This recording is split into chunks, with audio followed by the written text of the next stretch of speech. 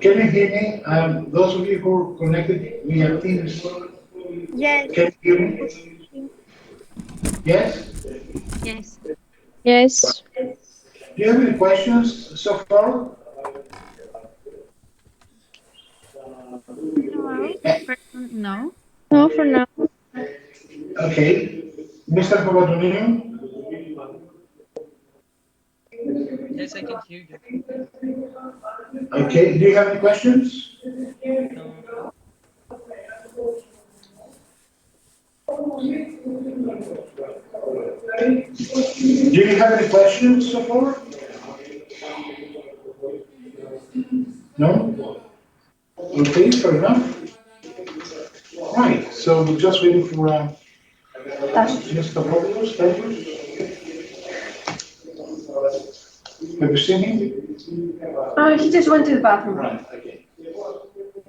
Let's not interrupt.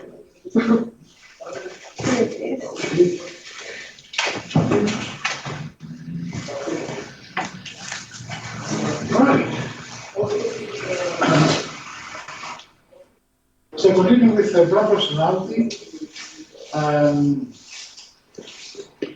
of the models that have been put forward in academic literature stems from Jennifer Aaker.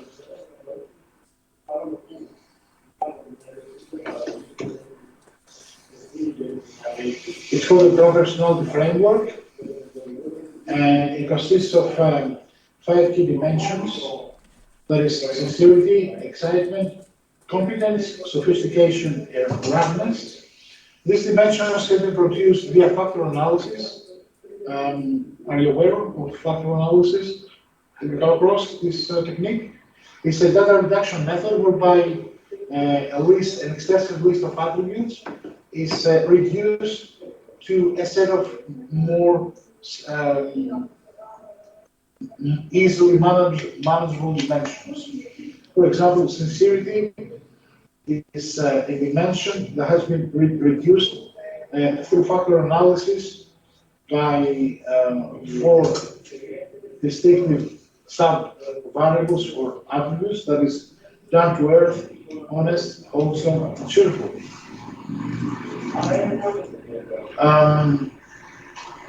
The brand personality framework has been criticized in terms of primarily having been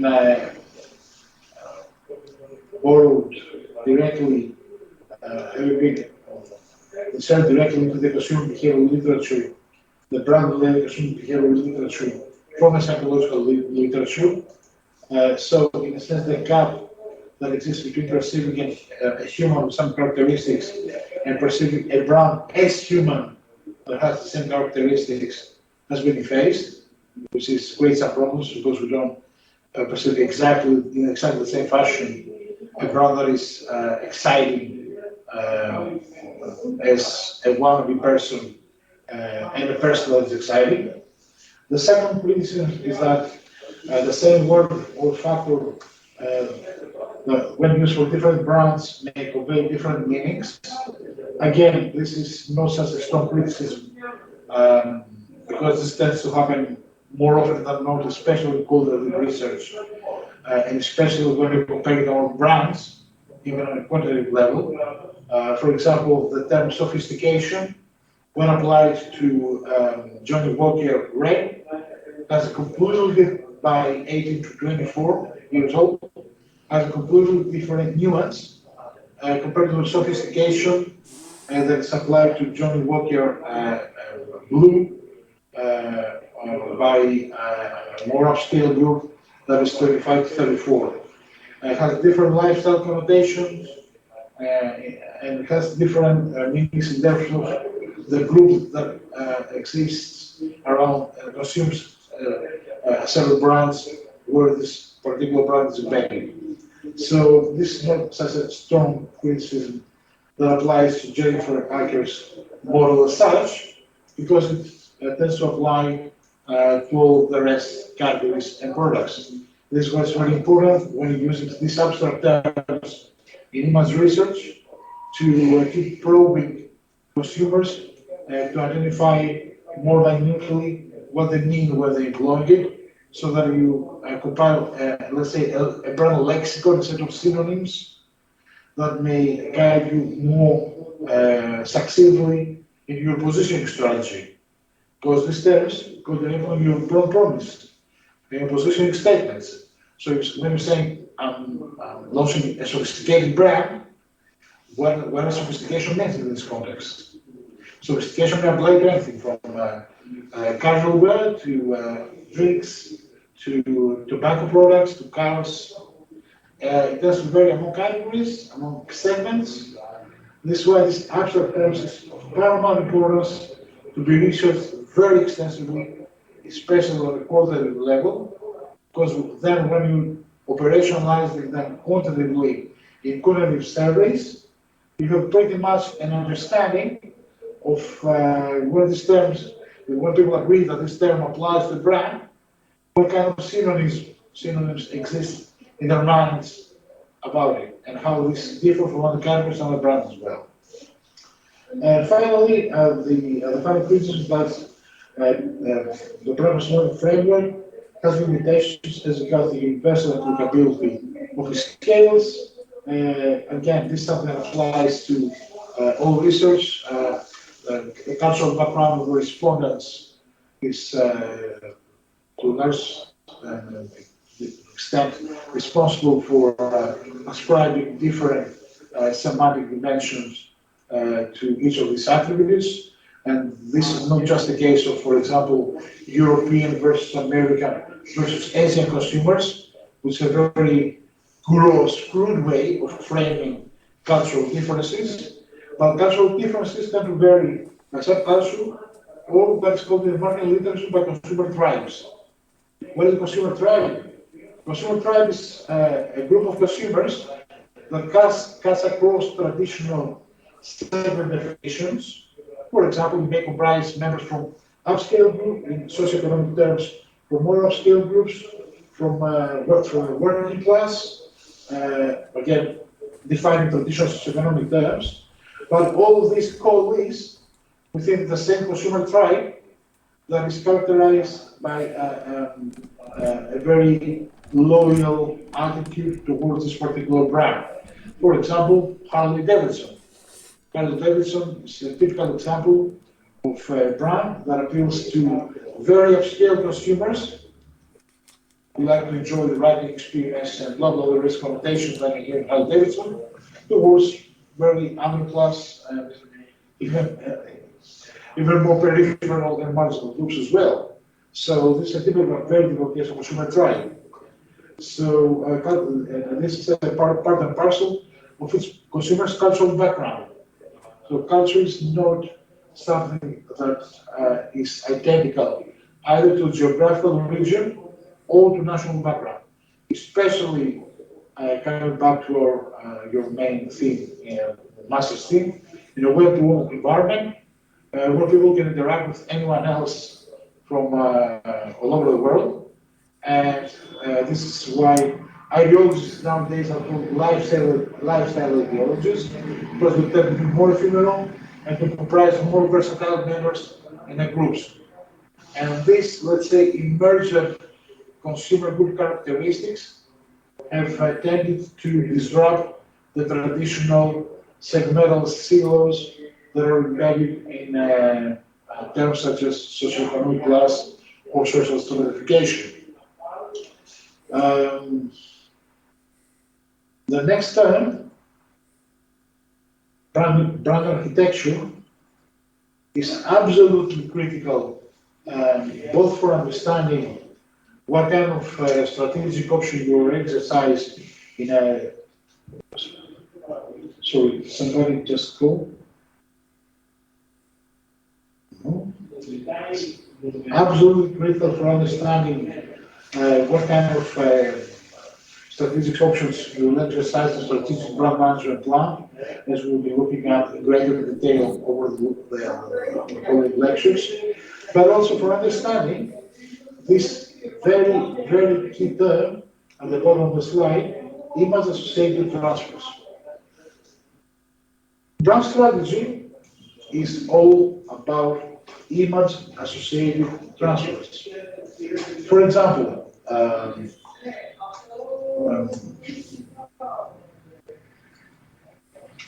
you've launched, you have a mother brand, family brand name, such as Kellogg's, and you want to enter a different category other than cereals, which is the main category where Kellogg's is competing. What does this extension into another category mean? You want to create a bridge in the minds of consumers in a new category between the benefits of using Kellogg's, which they know nevertheless as cereals users, albeit as being competent for competing in this new category. This might be cakes. This might be shoes.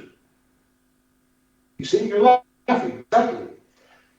It's very important that you laugh because who asked about, oh yes, Rossolatos, yes, it was about if it's possible to produce something completely innovative. In new product development and brand innovation, there are various types of innovation. The most extreme type is called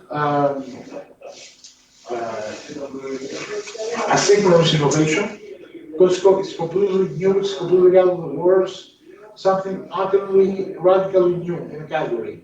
It doesn't tend to come up very often. Of course, there's no such thing as creative ex nihilo, but it's far more new than anything else. An example might be, major inventions like the airplane, right?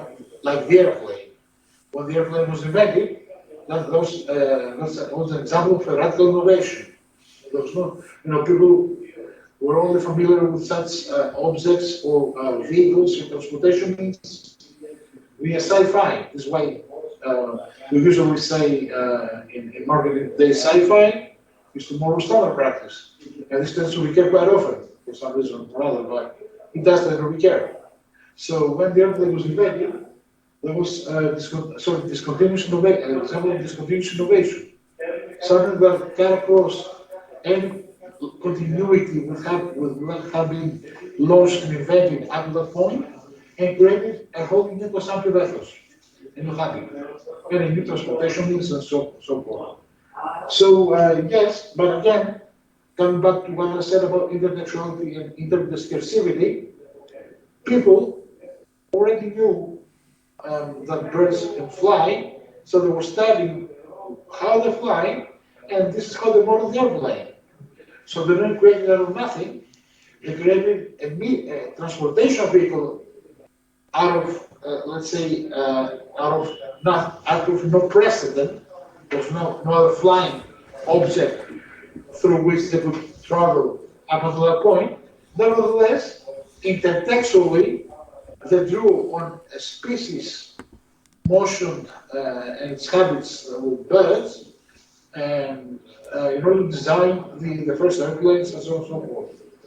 So there is an evolutionary path, in a sense, that might disqualify the ascription of the term discontinuity here. Nevertheless, in new product development terms, this would definitely count as a discontinuous innovation.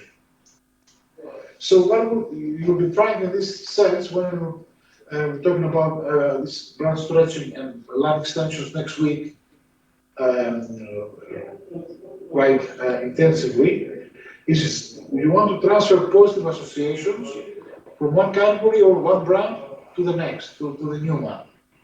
In order to maintain our mantra, what is our mantra in terms of associations? Yeah. The three magic words? Yes, they are. I have them written here. Okay. Strong, favorable, and unique association. Precisely. Again, this sounds like three words with no great meaning at this point. However, as soon as you go through the brand equity literature and what it means to apply this criteria each time that you endeavor into an extension project, regardless of what kind of extension this is. This is definitely the mantra that must keep on top of our head at all times. They must be at the same time favorable, unique, and strong. Right. What types of brand architecture? Major approaches. There are two types of brand architecture. The first one is called House of Brands, and the second one, Branding House. What's the difference between these two? The House of Brands is when you're using a corporate or a separate family brand name for different products, categories, and segments. For example, Procter & Gamble, the corporate brand, does not use the corporate brand name for its categories, but use Gillette for male grooming, Pampers for baby care, Ariel for laundry products. Whereas the branding house is where the corporate or separate family brand name is used invariably as the family brand across all extensions. For example, Kellogg's Rice Krispies, Kellogg's Raisin Bran, cornflakes, and so forth. There's also a hybrid approach between these two types of brand architecture. For example, Nestle uses a house of brands approach for KitKat and Maggi. There are different variants of KitKat, which are all called KitKat, not Nestle KitKat. The same for Maggi. Whereas they're using the brand house approach for Nescafe, Nespresso, Nesquik. They all carry the premise, the prefix Nes, which is the which is premised after the corporate brand name. In terms of strategic options, in terms of the advantages and disadvantages between these two brand architecture strategic options, the umbrella or corporate branding approach has the advantages of maximizing synergies in awareness building. So far as this association that have been construed by the family brand name are carried over automatically as soon as you launch a new one.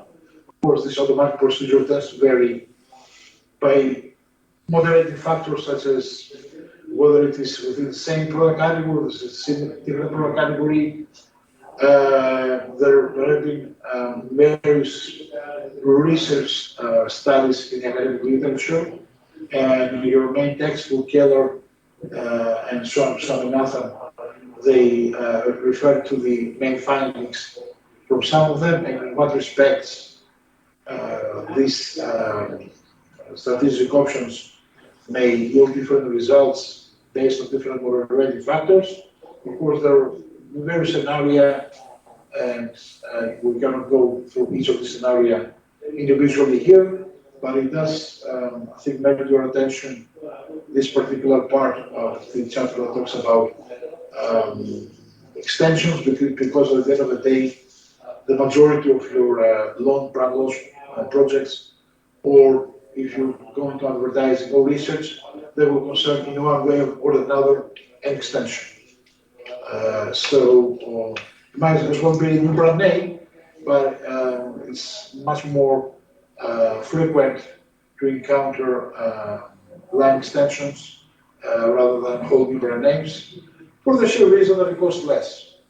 It costs less to capitalize, leverage on an existing brand name with high awareness, loyalty, relevance, familiarity, and other brand health measures, rather than build a new brand from scratch.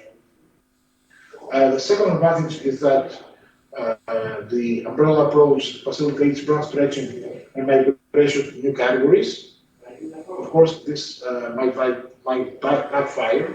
For example, when Heinz beans they tried to migrate into a different product category, that was a complete failure because they couldn't understand, the main slogan that was beans means Heinz, but that led to a new category. It was completely disordinate.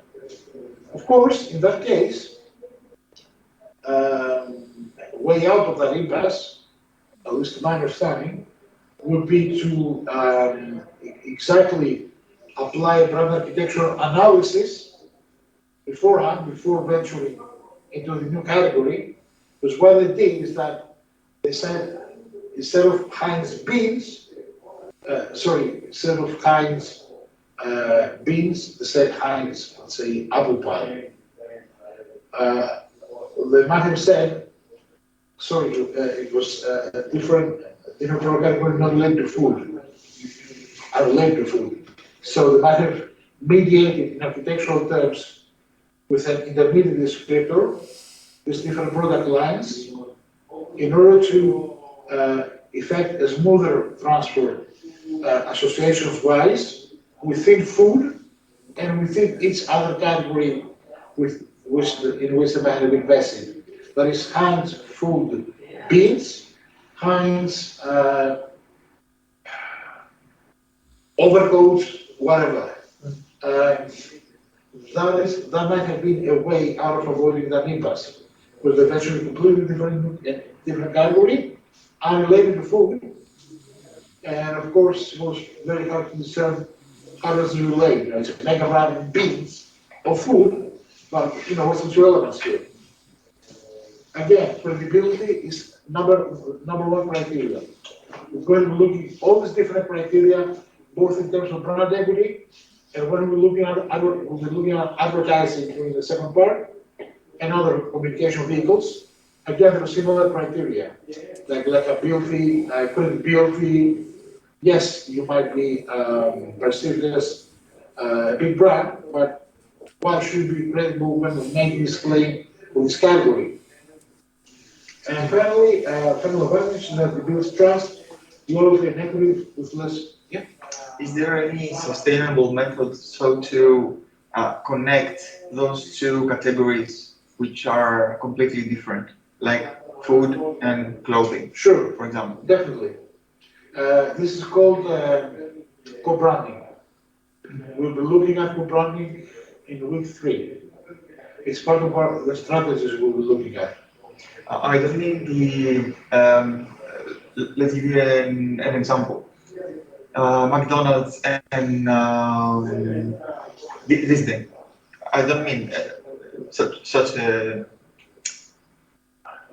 cooperation. So joint venture, yes. I mean, like McDonald's to introduce a new label, like a new T-shirt with their brand, not McDonald's to cooperate with Disney to create something new.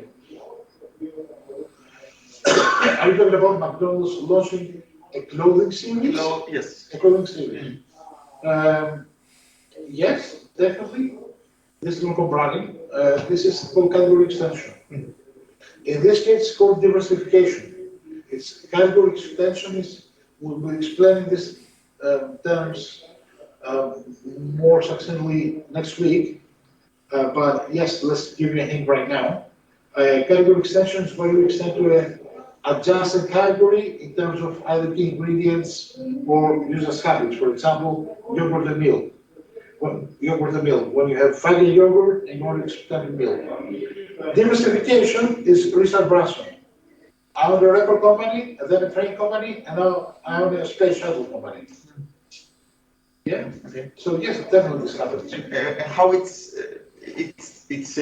possible to maintain the consistency. the consistency and be the first brand, the actual brand. But McDonald's like food. very good question. It depends on the categories and the initial associations that we can build. There are no hard and fast answers to this question, but the let's say overall platform that might accommodates such strategies is to ensure that the brand associations with which you have invested the original brand from which you wish to extend may be carried over to the other category. It's just like a line extension, but more difficult.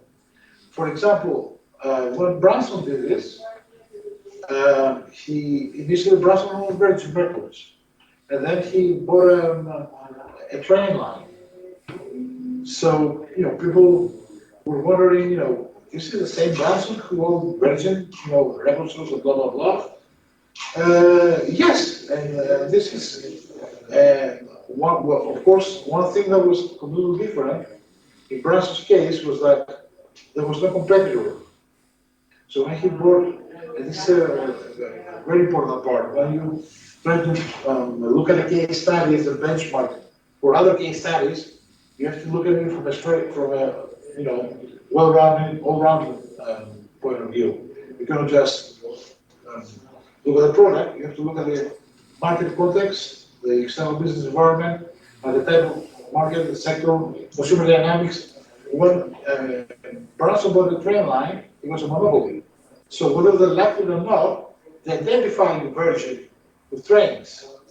And once you have been identified as being capable of competing both in the record industry and in the train sector, well, I guess that you understand that your brand DNA, your brand essence, what is built is diversification as such, which means that anything you do after that won't make won't be surprising, won't have a surprise. This is why Russell became an entrepreneur.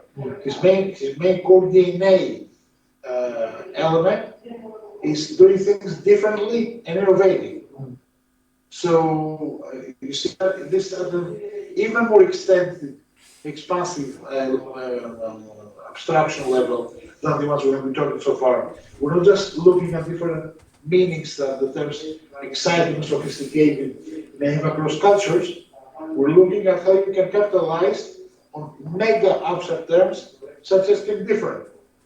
Because it's a guy who thinks so differently as to create two very successful businesses that are utterly irrelevant one to the other.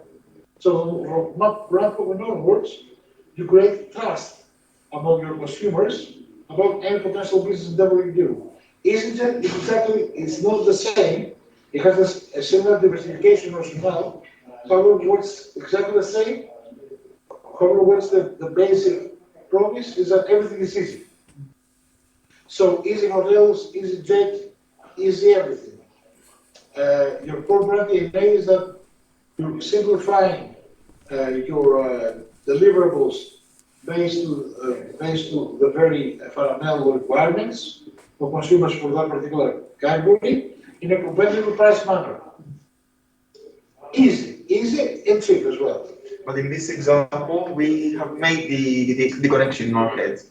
But because there is a basic point that's familiar with both brands, the easy, something in common. They have something in common. In the example that I gave before, there is nothing like a clue.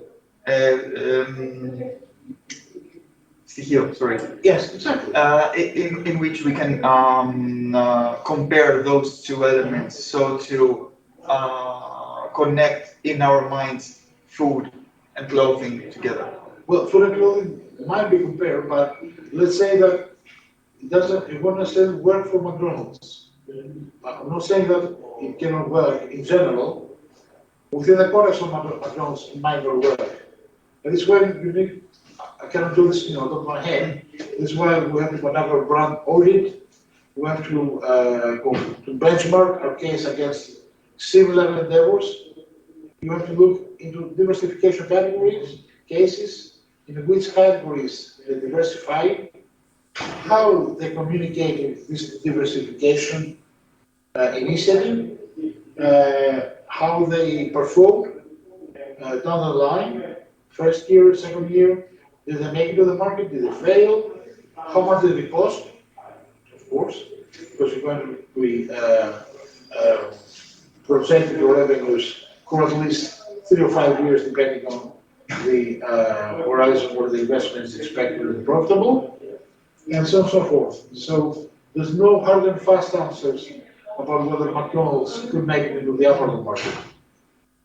For example, there are if you look at retailers, traditional retailers, they're successfully competing in both apparel and food.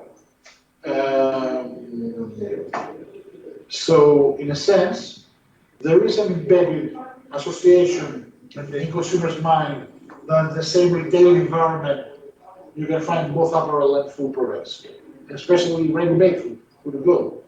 So everything is possible to Exactly. So be combined. everything is possible. But again, it depends on how you create your positioning and how you communicate it as well. There's a massive difference between writing 3 sentences on a piece of paper, this is what I want to do, and this is my core promise, and communicating it in a manner that hits the correct KPIs. This is why whatever step we have to undertake within the brand planning and the communication planning process, because communication planning is part of the brand planning process, as is for the rest piece. You have to recruit specific criteria and key performance indicators against which to benchmark your performance and to identify to what extent you have met your objectives, or you have to redefine your strategy, or you're doomed to failure. The last resort is saying that you're doomed to failure, of course. So there is such a process to maintain the authenticity. About the previous subject, there is a process to maintain the authenticity of the actual brand, and then to proceed to the next stage, which is the combination of 2 categories. Of course, there are all sorts of research in these extensions. These are called the effect of the mother brand of the extension and the effect of the mother brand on the extension. So the effect extension of the mother brand and vice versa.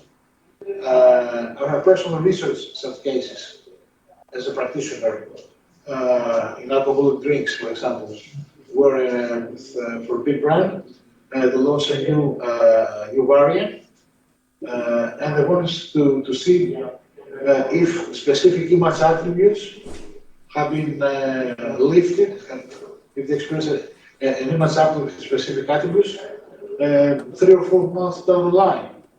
And it seems to you, there's ways of identifying this. For example, you isolate for your dance segment, the subsegment that has tried or used in some sense this new product, and you compare how the same attributes score in this segment versus other segments. So in this way, you can tell, for example, in your training survey, that yes, for those who tried it, the image scores for the mother brand had increased. So this is a very important way of identifying not only what kind of associated transfers were made from to, but also the other way around. Because the other way around, there might be detrimental effects. This is a very typical case scenario, and it's called equity dilution. That is where you, let's say you're a premium brand, and you want to launch a new cheaper brand, an economy brand, a cheaper brand. The might, of course, from the premium to the cheaper brand, the likely transfer is expected to be much more positive than the other way around, from the cheaper to the mother brand. Take, for example, Mercedes Smart. It's not a cheaper brand. This is a very weird case. It's not a typical case, but in terms of actual price, it tells you, what sort of difference there is between the average price of a smartphone and the average price of a Mercedes sedan, for example. This is massive.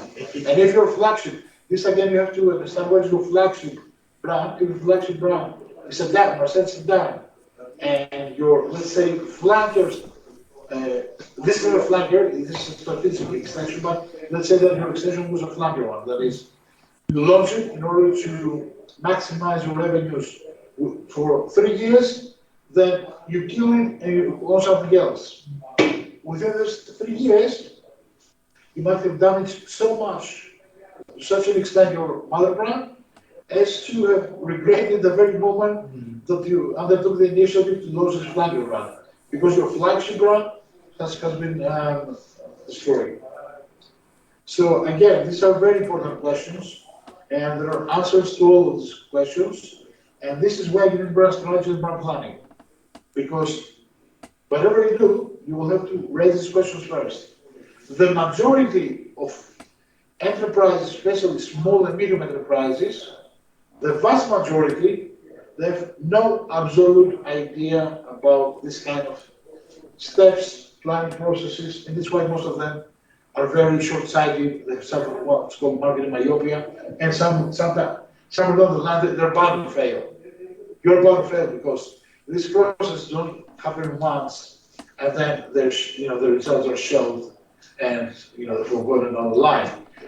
All of these processes are iterative, which means that this planning cycle takes place every year, every 6 months, and it keeps the new results keep feeding back to the original hypothesis, and there are new cycles of scenario planning and contingency planning.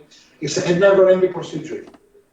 Organizations are living entities, not just in anthropomorphized terms, but they're living entities because they live within a constantly changing environment, as regards competition, consumers, macro conditionals. So they have to account all of these aspects in this part of the procedure. So yes, these are very important questions, and we shall keep coming back to them again and again over the next weeks. Let's go quickly through some of the disadvantages. Exactly what you said about the using an umbrella approach for extending to new categories. A code issue in one category may quickly spill over across categories. Think for BP, British Petroleum, the major scandal with the spill over of petroleum. That had a major, massive negative impact on the corporate image, and it took years to fix it, if ever. It's why this is called image erosion and equity illusion. And as regards the house of brands, the advantages are this is the opposite scenario of branded house, so you minimize the risk of a specific isolated event spilling over to the mother brand, and for example, the local perceptions of the line extension feeding back to the mother brand, because we have created different silos for its house of brands. Of course, you protect the corporate brand, which is your major asset at the end of the day. If a small brand manages to effect a blow with another brand, then it's definitely something that cannot be fixed as easily as if you had created the silos in the first place. The disadvantages is that there's limited scope for generating inter-brand synergies.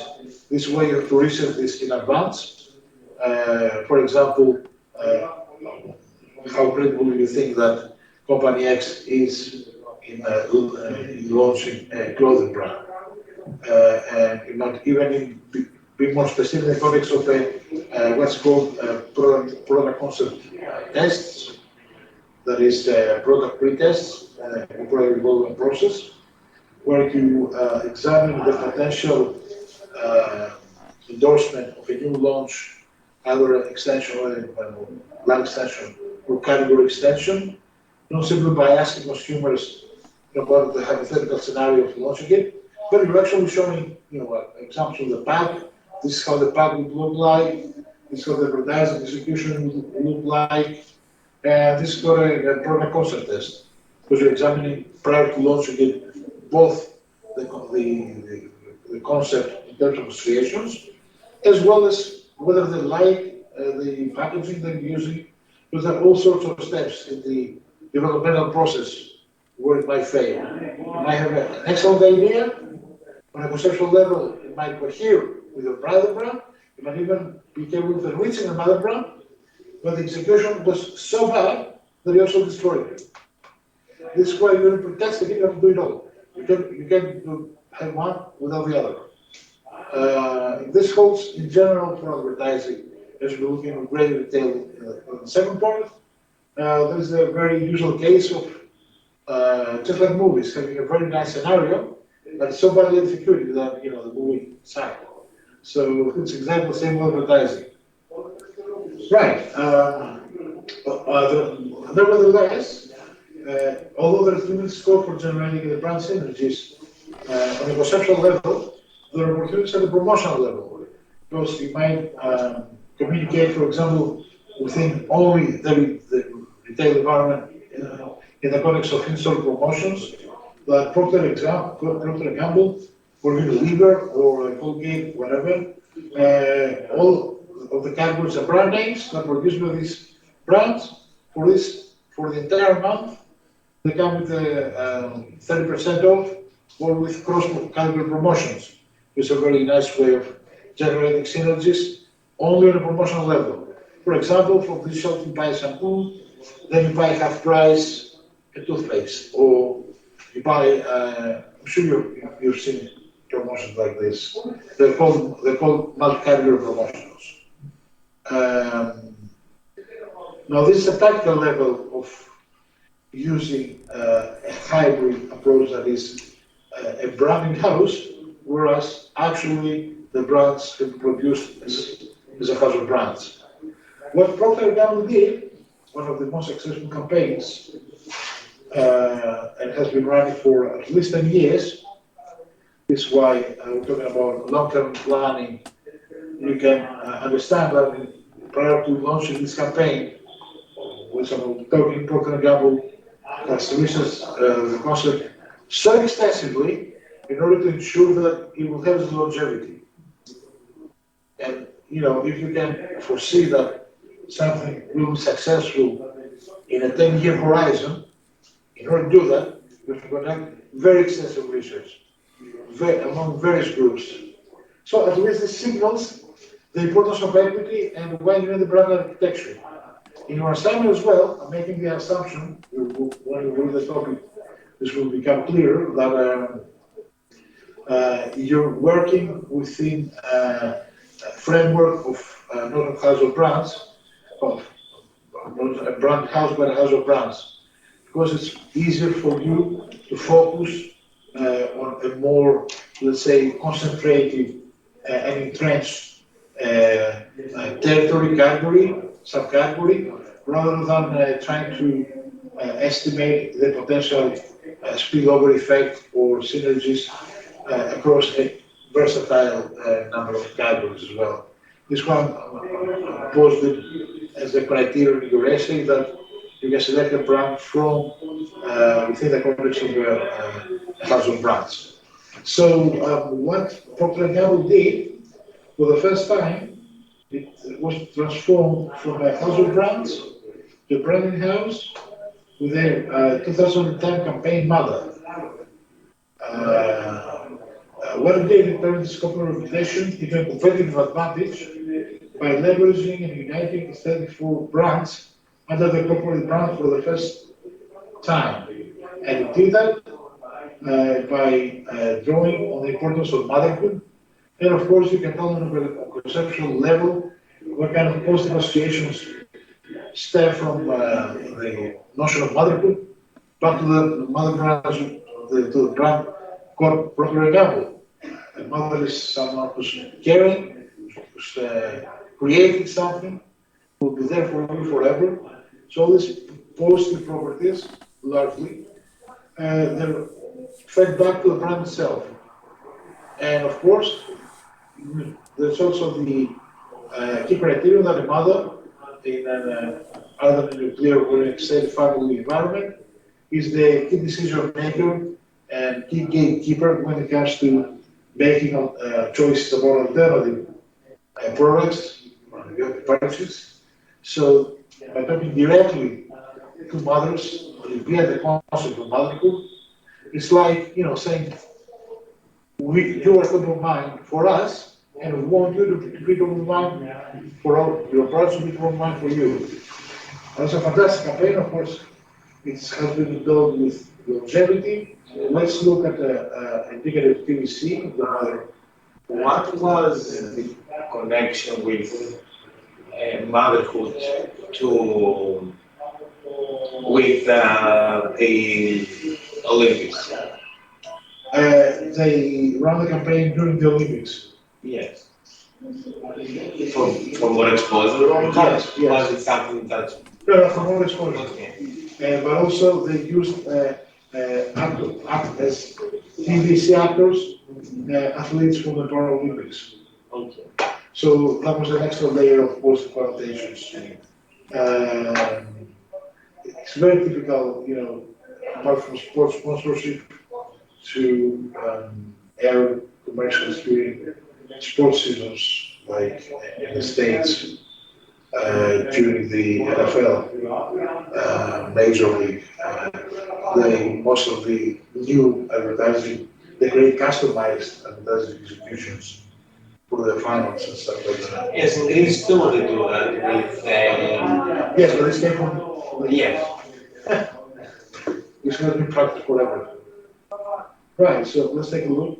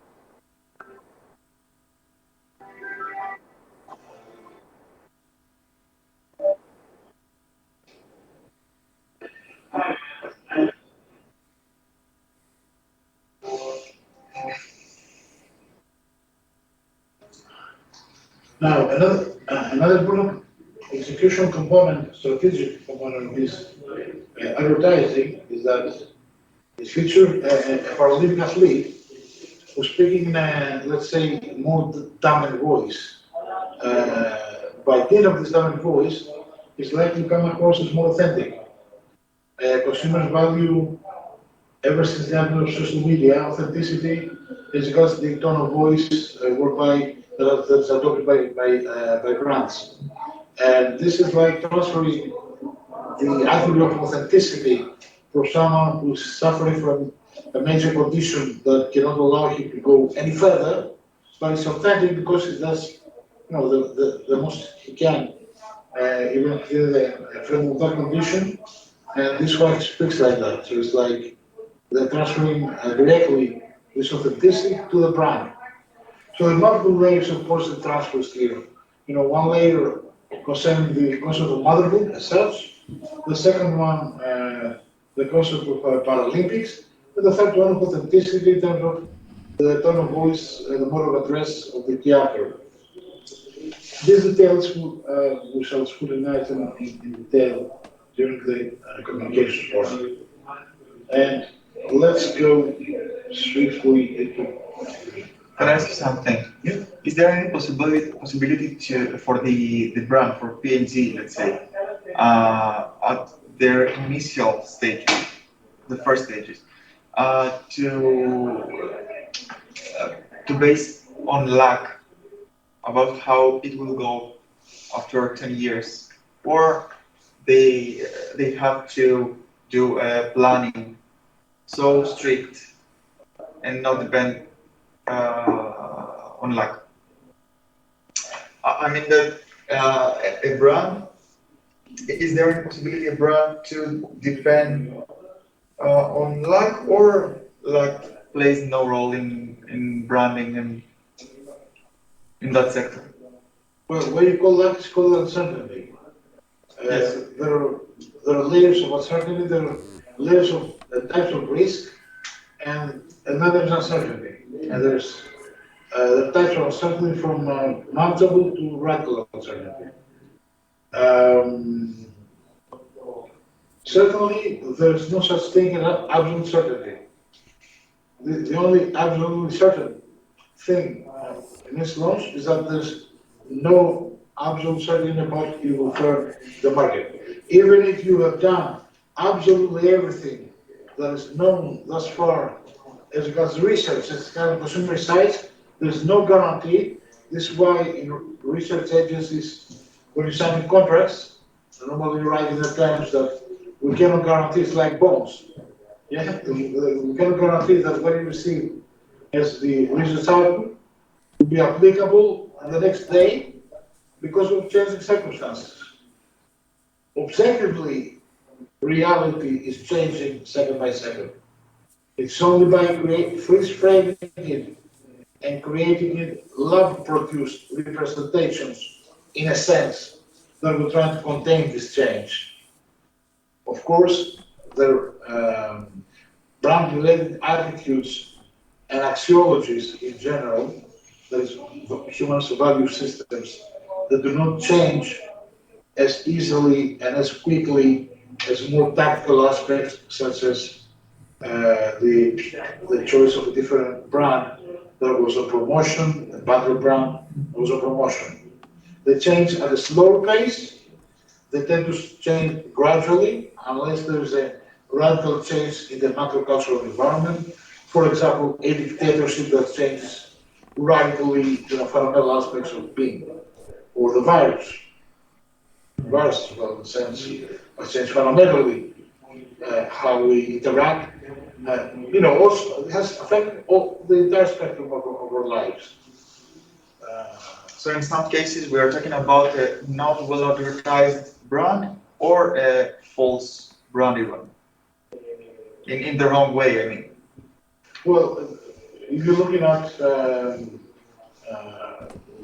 creating an autopsy post-mortem, that's something that you will have to identify on a case-specific basis. You can, say in advance that this will fail because of that, but if it will fail because of Eventually. well, you cannot you can't say. That's why it's called uncertainty. The only thing you can do is play around with the variables that are available in your hands. That is your 4Ps, your knowledge about consumers, the knowledge about the market, and the better this knowledge,